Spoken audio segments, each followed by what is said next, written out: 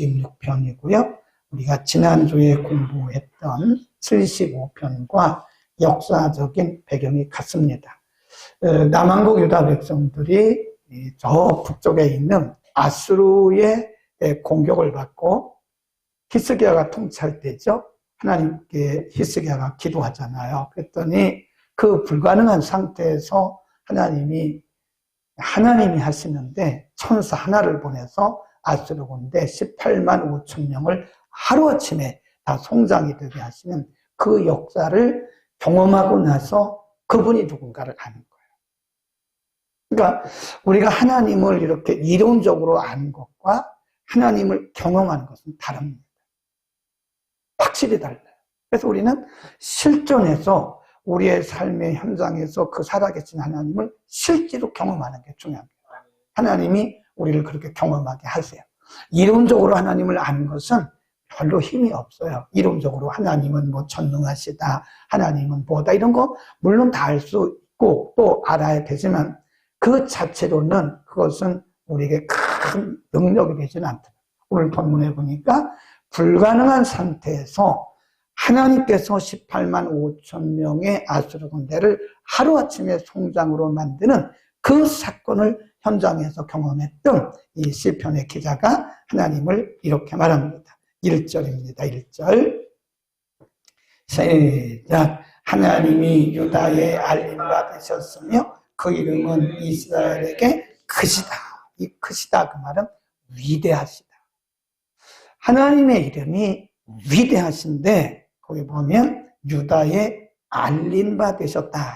이 말은요, 하나님께서 그분의 하신 일을 통해서 그분의 그분 되심을 드러내셨다. 그 얘기입니다. 하나님은 지금도 우리의 삶 속에서요, 하나님의 하나님 되심을 우리에게 가르쳐 주세요.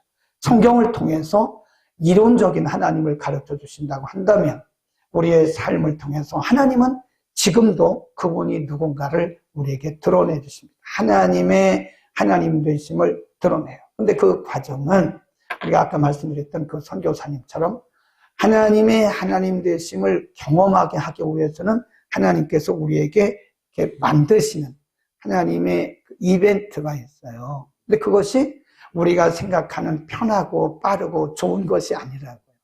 우리에게 있어서는 위기, 국가적인 위기, 개인적인 위기, 교회적인 위기, 가정적인 위기, 그런 위기를 통해서 하나님의 하나님 되심을 드러내시는 거예요. 그러니까 평상시는 잘 모른다니까요.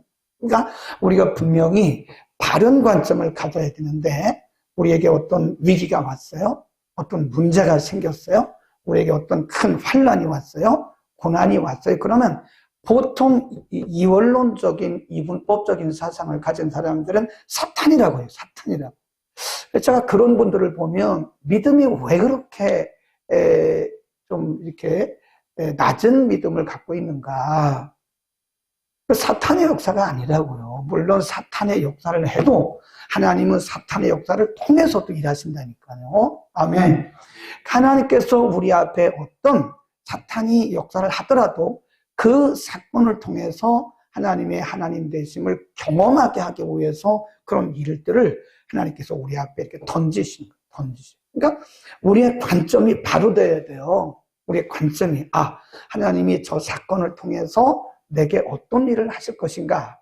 그래서 신앙은 해석을 잘해야 됩니다. 우리가 꿈을 꿔도 해석을 못하면 안 된다니까. 옛날에 지금은 어디죠? 검단 쪽으로 이사 가신 권사님, 영락교회 권사님이 계세요. 우리 교회 새벽예배 참 많이 나오셨는데 이사 갔었어요. 근데 이 권사님이 항상 영락교회 권사님인데 항상 그 자리에 앉아요. 항상 거기 앉아요. 근데 아들 결혼을 앞두고 꿈을 꾸셨어요. 꿈을 꾸셨는데 오늘날은 아침에 오셔가지고 막 우시더라고요. 엉엉 울고. 그래서 권사님 기도 끝나고 권사님 왜 우세요? 내가 어제 꿈을 꿨는데 잠자리가 뒤숭숭하다고. 우리 아들이 죽으려는가 보라고. 아니 꿈은 꿈이죠. 뭐 꿈을 꿨다고 그렇게 엉엉 울고 그러냐고. 꿈 내용 말해보세요. 제가 꿈 해몽을 잘하잖아요. 돈도 안 받고. 그랬더니 꿈 해몽을 하는데 저는 그 은사가 있어요. 해몽의 은사가 있습니다. 근데 돈은 안 받아요. 원래 해몽할 때는 가면 돈 받아야 되거든요. 근데 안 받아요. 여러분이 꿈내기를 하면요, 딱 들어오면서 쫙 해석이 돼요, 이렇게. 그게 은사인 거예요. 그렇다고 맨날 꿈얘기만 하면 안 됩니다. 그러면 신비주의가 됩니다. 필요할 땐 얘기하세요. 꿈얘기를 딱 들으면 해석해. 그러니까 이 권사님 꿈을 거꾸로 해석하신 거예요. 그 아들이 죽는 꿈이라는 것은, 아들이 죽는다는 것은 아들이 엄마, 부모로부터 이렇게 떨어진다는 것을 얘기하는 거거든요. 근데 이분은, 우리 아들이 결혼 앞두고 죽었다고, 죽으면 어떡하냐고, 목사님 안 죽게 해달라고, 기도해달라고, 막 그래요.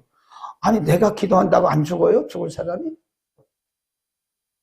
야, 권사님, 그거는요, 그런 게 아니고, 이제 그동안에 엄마, 아빠의 아래에 있던 아들이 이제 결혼을 해서 엄마, 아빠를 떠나는 것을 지금 꿈으로 보여주신 거니까 섭섭해하지 말고 좋은 거라고. 그제서 이제 웃어가지고 가시더라고요. 근데 점심도 한 번도 안 샀어. 신앙은요, 해석입니다. 제가 이렇게 보면요, 우리 성도들이 해석을 잘해야 되는데 해석을 잘못하니까 어떤 문제가 만나면 벌벌 떨어요. 위기. 위기야. 내가 뭘 잘못해서 그런 건가? 잘못해서 그럽니까? 내가 무슨 죄가 있어서 그런가? 그 해석을 잘못하니까 그 문제 속에 담겨진 하나님의 의도를 잘 모르는 거예요. 하나님 되심을 드러내시려면 하나님은 위기라고 하는 것을 통해서 우리에게 오시는 거예요. 아멘. 그러니까 위기를 두려워하지 마세요. 하나님이 어떻게 그 문제를 풀어가시는가를 우리에게 보여줘요. 1절에 그러잖아요. 하나님이 유다 백성들에게 자신을 드러내셨다. 하나님이 자기를 스스로 드러내시는 것이다. 그러니까 우리가요, 영적 분별력이 있어야 되고, 또 한 가지는 이 해석, 신앙은 해석이고 인생도 해석이에요. 해석 잘못하면 큰일 납니다. 그러니까 우리에게 주어진 일들은 하나님 우리를 유익하게 하기 위한 것이고 결국은 나를 잘되게 하기 위한 것이고 하나님이 내게 하나님의 하나님 되심을 드러내기 위한 것이다. 아멘. 꼭 그렇게 믿기를 바라고요. 2절입니다. 2절. 시작. 그 장막이 또한 살렘에 있으며 그 처소는 시온에 있도다. 살렘, 시온. 이건 이스라엘 백성들을 의미하는 것이고요. 장막, 처소. 이건 임재를 상징합니다. 임재. 하나님께서 하나님의 백성들 가운데 임재하고 계신다는 것을 의미하는 거예요. 지금 남한국 유다 백성들이 아수르 군대의 그 공격을 받았을 때 앞이 캄캄했죠. 앞이 캄캄했어요. 아수르 군대 18만 5천 명이 완전 군장을 하고 와가지고 예루살렘을 다 포위했습니다. 도망갈 수도 없어요. 진퇴양난입니다. 나갈 수가 없다니까요. 도망갈 수가 없다니까요. 18만 5천 명이 예루살렘을 둘러쌌다고 생각해요. 예루살렘이 크지 않아요? 여러분 한번 가보세요. 예루살렘이 걸어서 돌아도요 9시간이면 돕니다. 제가 돌아봤다니까. 돌아봤어요, 예루살렘. 그렇게 큰 성이 아니에요. 그 예루살렘 성을 18만 5천이 이렇게 둘러쌌다면 제가 볼 때는요, 그냥 뭐 바짝바짝 붙었을 것 같아요. 큰 성이 아니니까. 그러니까 유다 백성들은 도망갈 수가 없고 완벽한 항복이라고요. 그때 히스기야 왕이 하나님께 기도하잖아요. 네, 성전에 올라가서 기도하잖아요. 그랬더니 하나님께서 그 기도를 들으시고 아침에 가보니까 18만 5천 명의 아수르 군대가요 다 송장이 되어 있는 거예요. 그럼 그 뭘 의미하는 거죠? 하나님이 다 보고 계셨다. 하나님이 그들 가운데 계신다는 거예요. 아멘. 우리는 하나님이 우리 가운데 함께 하신다는 사실을 잊을 때가 많아요. 왜 그럴까요? 문제가 뭐예요? 문제만 바라보다 보니까 우리 가운데 함께 하신 그 하나님은 안 보이고 문제만 보인다니까요. 그러니까 막 좌고우면하고 두려워서 떨고 그럽니다. 근데 사실은 분명히 말씀하기를, 경험을 통해서 말씀하시기를 하나님은 우리 가운데 임재하십니다. 아멘. 우리가 어딜 가든지 하나님은 우리와 함께 하시고 우리의 인격 안에, 우리의 심령 가운데, 우리의 가정 안에, 교회 안에, 이 나라 가운데 하나님이 함께 계심을 믿기를 축원합니다. 여러분도 걱정하지 않죠? 왜냐하면 하나님이, 살아계신 하나님, 공의로우신 하나님께서 이 민족 가운데 함께 하시고 이 나라 가운데 함께 하심을 저는 분명히 믿습니다. 하나님께서 어떤 길로 인도하시든 간에 하나님은 가장 선한 길로 인도하실 것을 믿습니다. 아멘. 걱정하지 마세요. 네, 너무 걱정하지 마세요. 나라 일도 그렇고 교회 일도 그렇습니다. 어떤 분들은 교회 일을 걱정해가지고 막 그런데 저는 그런 분들이 걱정이 된다니까. 아니 왜 저분은 하나님이 함께 하시는 걸 모르고 왜 본인이 저렇게 걱정하고 저러냐고. 하나님의 교회를 하나님이 알아서 하시는 거지. 아무리 사람들을 볼 때 힘들어 보여도요, 하나님이 하나님의 방법으로 하나님의 교회를 세워나가세요. 그러니까 우리는 그분이 어떻게 일하신가를 이렇게 바라보면서 순종하면서 하나님이 길 여신 대로 가면 되는 거예요. 우리가 계속 우리가 뭘 하려고 하면 하나님의 교회 방해꾼이 돼요. 하나님이 하시는 거지 왜 그렇게 걱정하고 교회가 무슨 뭐 당장 무너지는 것처럼 왜 그러냐고. 그러니까 우리가 여기 알아야 될 것은요, 2절 꼭 기억하셔야 돼요. 환경과 상관없어요. 환경이나 조건과 상관없이 살아계신 하나님은 하나님의 백성인 우리들 가운데 임재하고 계신다는 사실을 믿기를 축원합니다. 걱정하지 마세요. 너무 스트레스 받지 말고요, 하나님 앞에 다 맡기고 그분만 바라보면 돼요. 하나님이 우리에게 기대하시는 것은 그분에 대한 절대적 신뢰입니다. 우리가 하려고 한다고 되는 게 아니더라고요. 우리가 막 그렇게 걱정한다고 되는 것도 아니더라고요. 그 대신 하나님 앞에 기도하면서 하나님이 하실 것을 믿고 하나님이 우리 가운데 계심을 믿고 우리가 그분을 절대적으로 신뢰하면 하나님 그 믿음을 보시고 하나님이 역사하시는 겁니다. 아멘. 여러분 가정에 어려운 일이 있습니까? 걱정하지 마십시오. 자녀 때문에 걱정하십니까? 걱정하지 마세요. 하나님이 여전히 여러분과 함께 하시고 여러분 자녀와 함께 하시고 여러분의 가정에 하나님이 지금도 함께 하신다는 사실을 믿기를 축원합니다. 쭉 내려갑니다. 3절로 갑니다.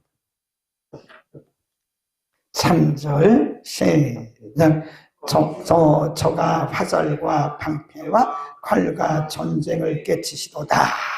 5절 시작. 마음이 강한 자는 를 당하여 자기 잠을 자고 장사는 자기 손을 놀리지 못하도다. 여기 보면요, 다 군인, 무기 그런 거로 나와요. 군인, 무기, 전략 이런 거 나와요. 이게 뭘 의미하냐면 싸우시는 하나님. 거기 써놓으세요. 대신 싸우시는 하나님, 그런 뜻입니다. 12절도 보면 저가 방백들의 심령을 꺾으시리니 저는 세상의 왕들에게 두려움이시도다. 그러니까 전쟁하신 하나님, 우리를 위해서 대신 싸우시는 하나님, 우리를 위해서 대신 싸우시는 여호수아가 모세가 죽고 리더십을 이어받았잖아요. 지도력을 이어받아가지고 요단강을 건너서 이제 막 아이성도 전투해야 되고 요단강 건너서 또 아이성 전투, 그 다음에 또 어디가 있죠?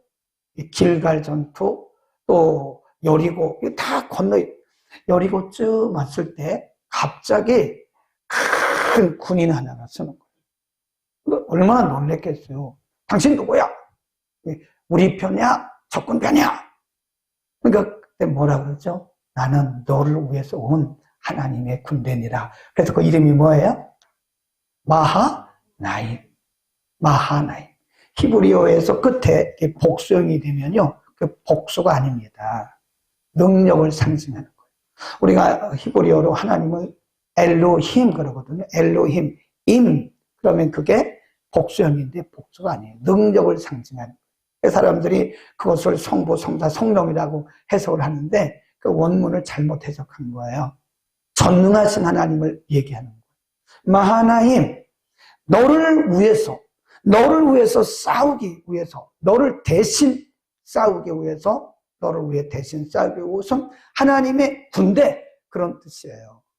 마하나임, 하나님이 우리보다 앞서고 있는 것을 믿길 바랍니다. 우린 따라가면 되는 거예요. 그냥 우리를 위해서 대신 싸워주시면 우리가 무슨 힘이 있어요? 못 싸워요. 우리 힘으로 우리 능으로 싸울 수가 없습니다.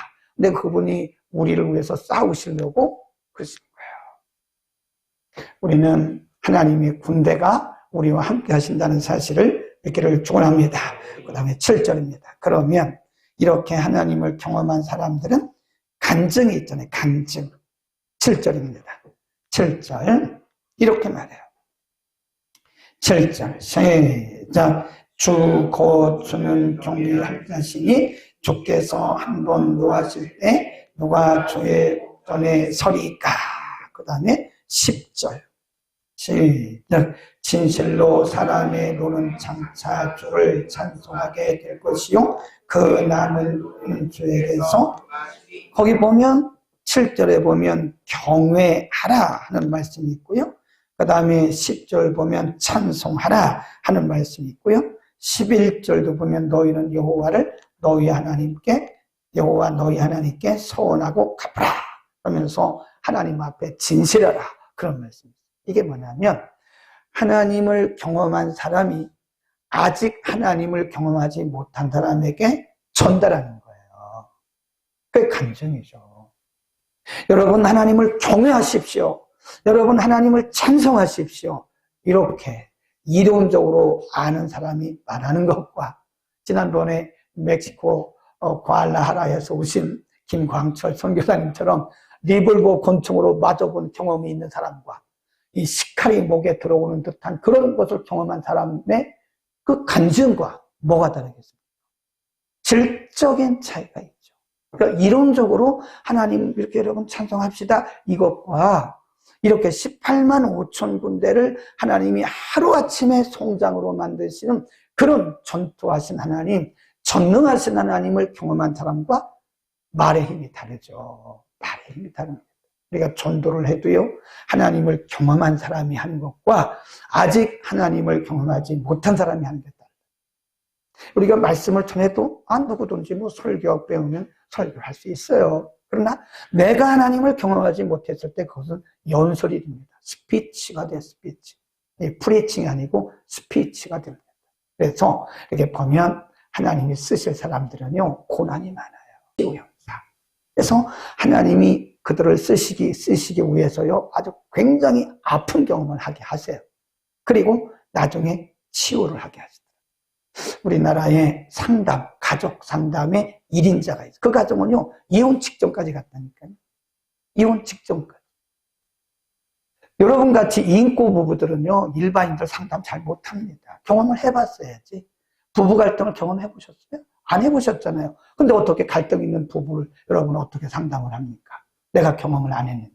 이론적으로는 하겠죠. 뭐 누가 그러는데 어떻더라. 그런데 사실 그렇게 부부 간에 강한 갈등을 한 이분들은요, 사실은 이혼 직전까지 갔었어요. 근데 하나님께서 그 직전에 막아주신 거예요.